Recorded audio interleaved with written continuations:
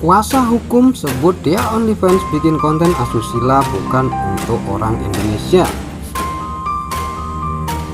Sebelum lanjut, alangkah baiknya jika Anda menekan tombol subscribe serta lonceng notifikasinya agar Anda tidak ketinggalan berita Indonesia selanjutnya. Gusti Ayu Dewanti alias Dea OnlyFans sudah ditetapkan sebagai tersangka dalam kasus pornografi oleh Polda Metro Jaya. Dea jadi tersangka sesudah diketahui menjual konten pornografi ke situs OnlyFans. Kuasa hukum Dea, Abdillah Syarifuddin, mengklaim kalau kliennya membuat konten pornografi itu bukan buat orang Indonesia. Dia menilai ada zona abu-abu yang begitu besar di tengah permasalahan ini.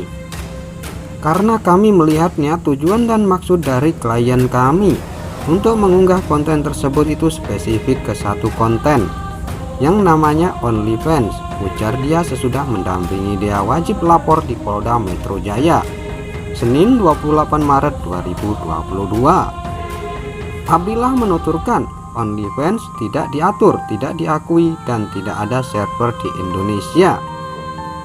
Platform OnlyFans tak dapat dibuka di Indonesia, butuh aplikasi virtual privat network atau VPN untuk membuka situs tersebut. Jadi kami melihat ada usaha dari klien kami untuk tidak menempatkan konten tersebut ke tempat sesuai wadah yang sesuai dengan porsinya, yang mana di platform tersebut diperkenankan adanya konten-konten yang berbau keasusilaan, tuturnya.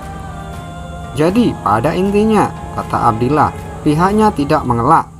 Cuma kami menggarisbawahi ada zona abu-abu terkait dengan OnlyFans itu sendiri. Lanjutnya, Abdillah menerangkan bahwa akun di OnlyFans bersifat pribadi dan tidak dapat diakses semua orang. Kemudian perlu diingat, OnlyFans itu bukan sesuatu yang sifatnya publik. Sifatnya hanya privat, tidak bisa diakses semua orang. Jadi kalau konteks publik itu sendiri, kalau menurut kami publik itu bisa diakses dan dikonsumsi sama khalayak umum tanpa terkecuali, ujar Abdillah. Dia pun meminta atensi dari Kementerian Komunikasi dan Informatika untuk dapat meluruskan kasus ini. Dengan hormat kami sampaikan ke pemerintah melalui Kominfo dan yang lain untuk bisa tegas dan bisa membantu permasalahan terkait pornografi yang ada di Indonesia, tegas Abdillah. Sebelumnya, Dea OnlyFans menjadi perbincangan sesudah mengaku meraup untung besar dari hasil menjual foto bohainya waktu tampil di podcast Deddy Kobuser. Penghasilan fantastis itu didapatnya dikarenakan menjajakan post-post sesi miliknya di platform digital OnlyFans. Abdillah pun menginginkan tidak ada orang seperti Dea yang menjadi tersangka lagi. Abdillah juga berharap adanya aturan jelas di platform digital dari Inggris ini.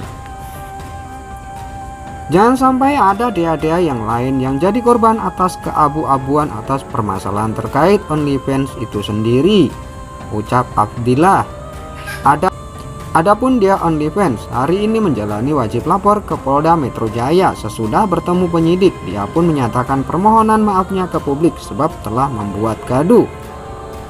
Sekian informasi dari kami. Jangan lupa tonton video kami selanjutnya.